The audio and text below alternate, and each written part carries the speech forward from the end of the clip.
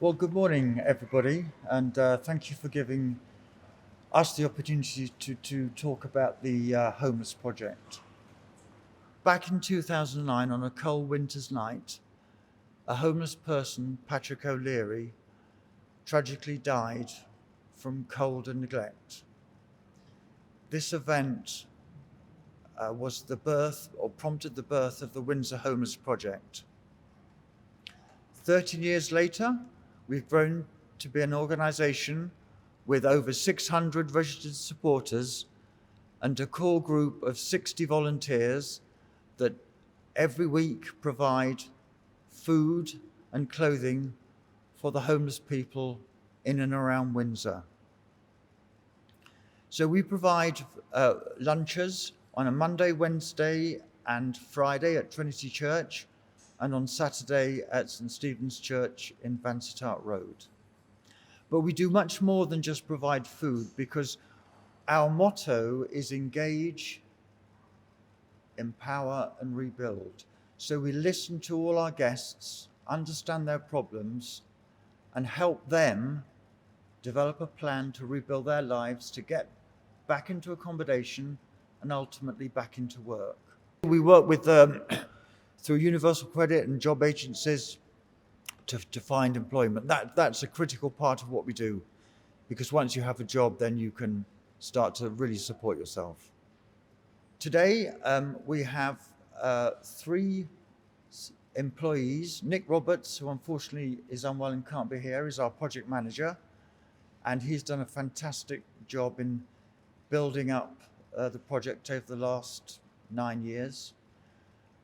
We have a lady, Karen Edgell, who is a drugs and alcohol and support specialist.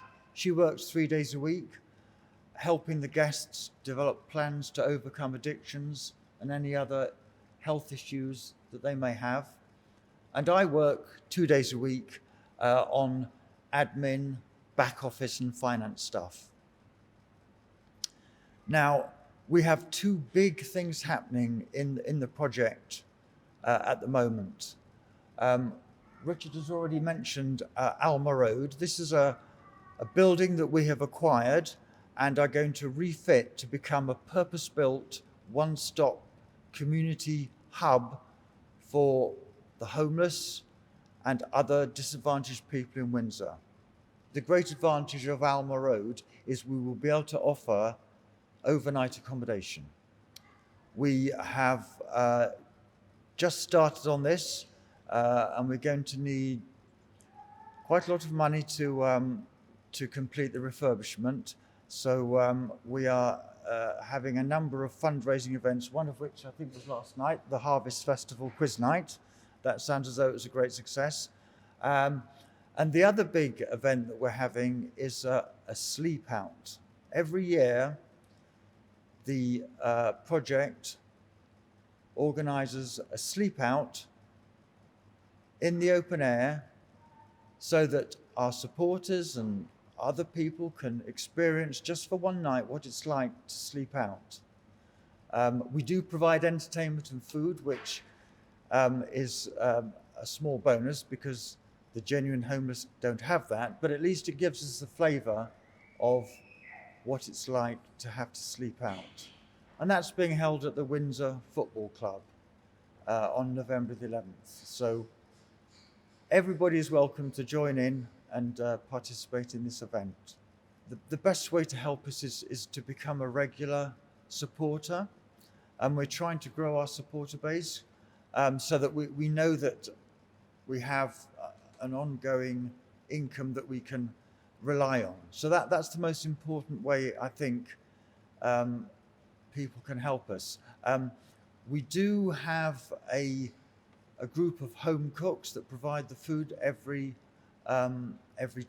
Wednesday, Monday, Wednesday, and Friday, and we would always welcome cooks that would want to join that group as well, because providing a hot meal, especially through the winter, is so important for our guests. We offer a range of services that cover drug misuse, substance misuse, general health disorders like anxiety or depression. We link up with several organisations in the borough like Resilience and the Universal Credit System to provide a pathway for our guests to get the benefits that they deserve. So we are trying to provide a holistic level of support to our guests so that they can take ownership of their issues and help them rebuild their lives. So we're trying to give them the tools to get back into society. We average between 25 and 35 guests a session, and during the winter that tends to rise slightly. During the summer it may fall a bit, but in general, and especially in these hard times, we're seeing more people coming through our doors requesting help. So we started off in 2009 with 1 or 2 guests. We're now up to sort of between, as I say, 25 and 35, but that number is slowly increasing, and we expect it to increase further over the coming years because of the current situation that we're all in. There's a whole myriad of reasons why people become homeless, but one common thread is just sheer bad luck. People have a series of events that happen. Maybe that a relation splits up, maybe they get into trouble with the police, and that then cascades on and they just find themselves homeless. So this is where we help them rebuild, put their life back together and help them move on to permanent accommodation. But ultimately there's any number of reasons why people become homeless.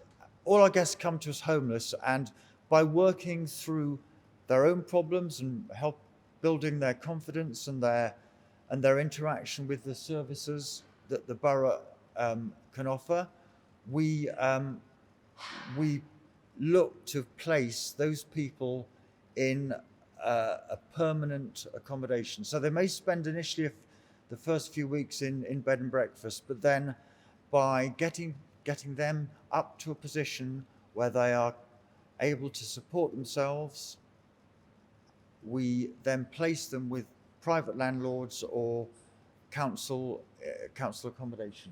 So really it's just building our guests up from a slightly low point to a point where they can take ownership of their life and they can move into accommodation.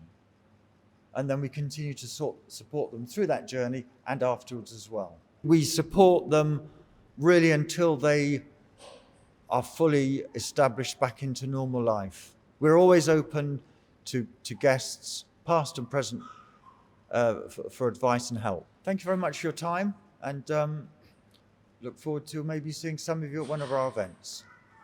Thank you very much.